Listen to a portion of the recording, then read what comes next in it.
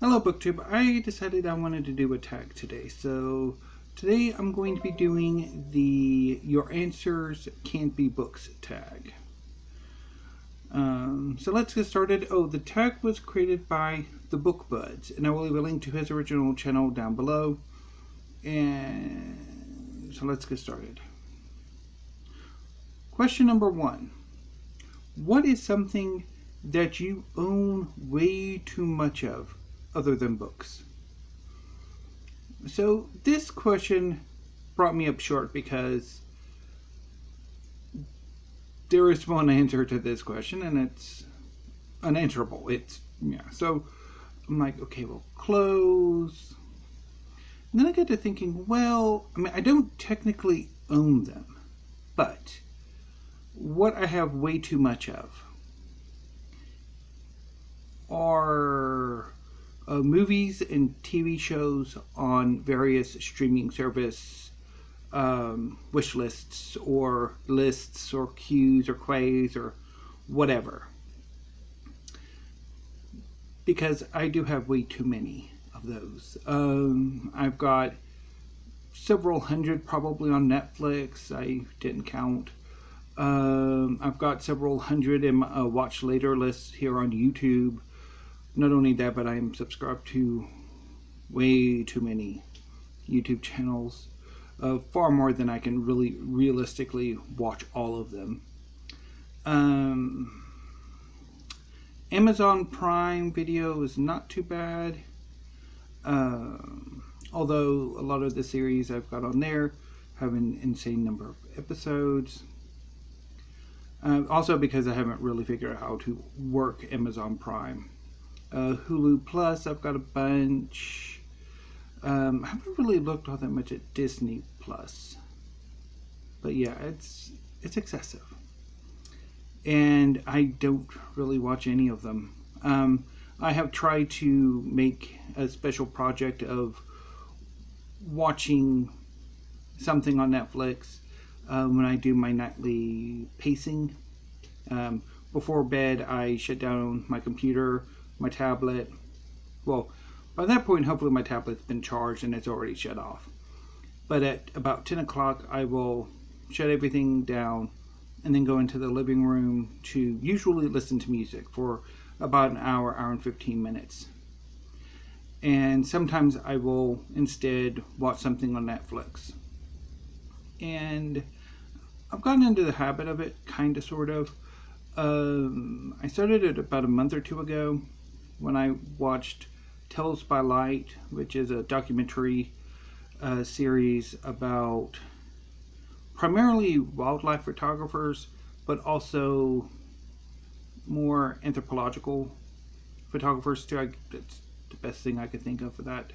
And I quite enjoyed that, so I went on and watched, finished off Daredevil, which, and then I did a documentary on video games, which was very fascinating TV series show. Also, I did Pretend It's a City. That one was really good. It's conversations with Fran Lebowitz. And then Dark Tourist, which not very good. I think the problem was the host approached it too much like he was a reporter rather than a tourist. And in a way, I think it would have been better had the approach been similar to what you would see on like Lonely Planet or Globe Trekker or Anthony Bourdain's travel shows. And then I've just started Punisher Season 2 and hit a wall because I really hate the Punisher. Anyway, so hopefully I can continue on once I decide what to do with the Punisher and the rest of the Netflix MCU shows, because I don't particularly care for any of them. Anyway, moving on to question number 2. What is something that you do for fun that's not reading a book? I paint. Behind me here and here are 2 examples of my work. I primarily paint in pastels. They are little sticks of pigment that you can use to draw or paint, or really both.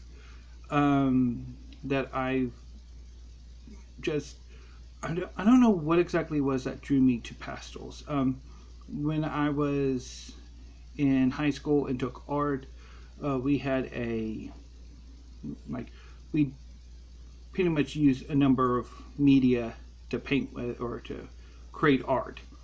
And one day the teacher introduced us to oil pastels, which are basically kind of oil paints in stick form. And I kind of really enjoyed it. And I gradually kind of moved to mainline pastels, and just fell in love with the medium. And I've been painting for a few years. Not very good. Okay, but not terribly good. Most of my successes are by accident, and accidents that I've never really been able to figure out how to repeat on a regular basis. Also largely because I don't paint as much as I would like to. I've also done acrylics, which are okay. I'm not terribly good at that. Maybe eventually, if I do manage to do more painting, I can improve, but we'll see.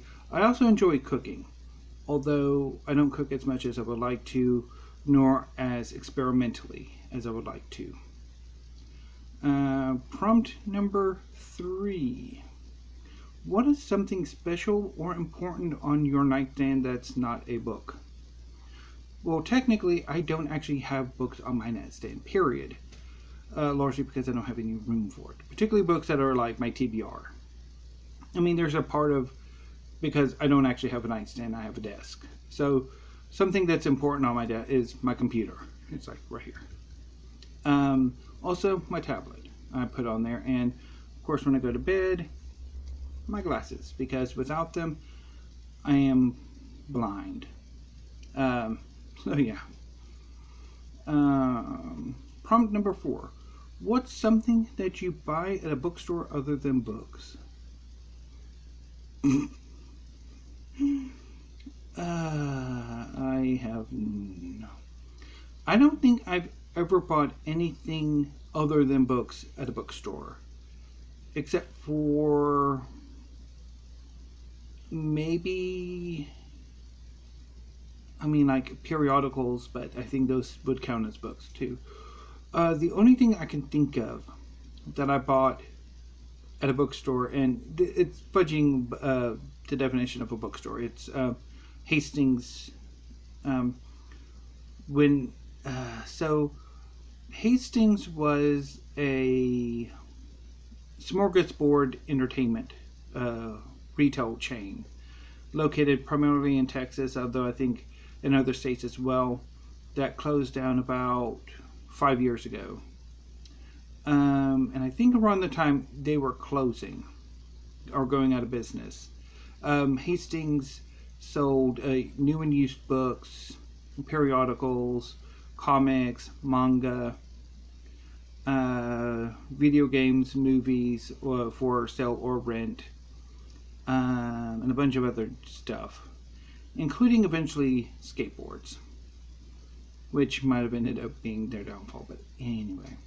So I remember, I think around the time they were closing, or maybe before then, I went and I picked up a keychain that has a little figure of Naruto Uzumaki, the protagonist of Naruto by Masashi Kishimoto. So guess that's, well, yes, it is a book character. It's not actually a book. So, and I guess I won't show it because on the keychain it also has pictures of 3 of the 4 children of the apocalypse, which I do need to hurry up with this tag because they will be coming in a few minutes, more than likely. Yep, watching them again. Prompt number 5, or question number 5. I get prompts and questions mixed up sometimes. What's a fun gift that you've received that wasn't a book or a gift card for books?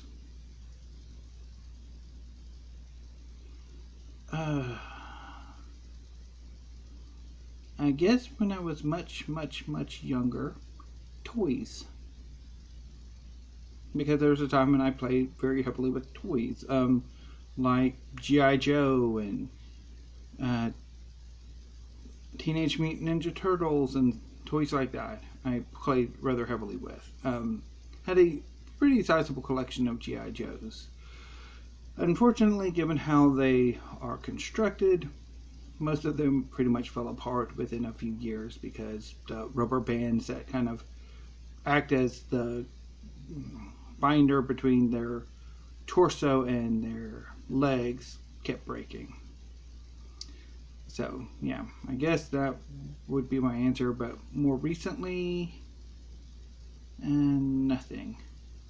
Because all I want is books. Wait, no. All I want are books. I don't care about shoes or clothes or anything else. I just want books. So, pretty much I get gift card money. It's books. So, anyway.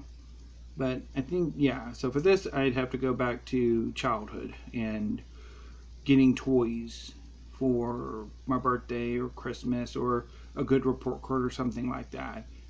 And a time before I really, really got into reading and books and stuff. So, yeah. And finally, question number 6. What's a YouTube channel that you watch that's not related to books? So, I'm going to go with Morla Baguetta. Morla Baguetta is a pastel, well, she's a painter. She primarily does pastels in her YouTube career. Most of what she does is pastels. She does do acrylics and watercolor as well.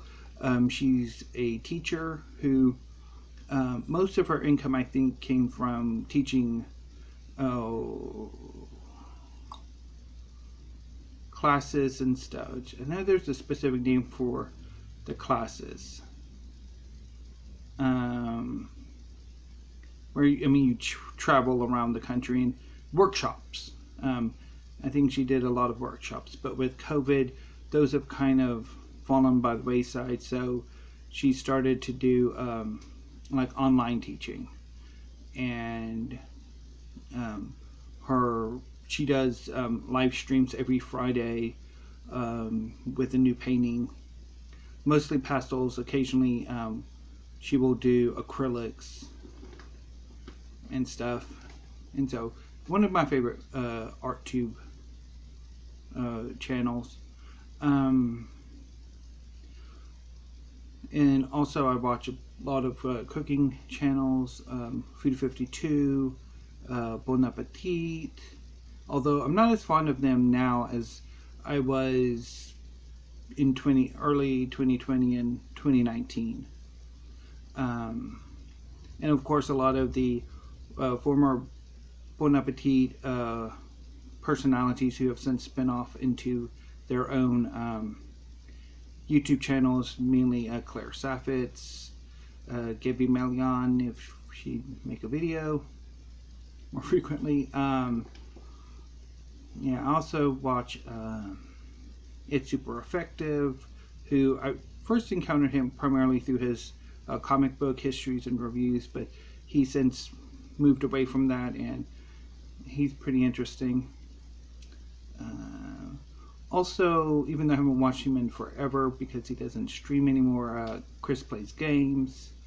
He's a YouTube channel who did retro games and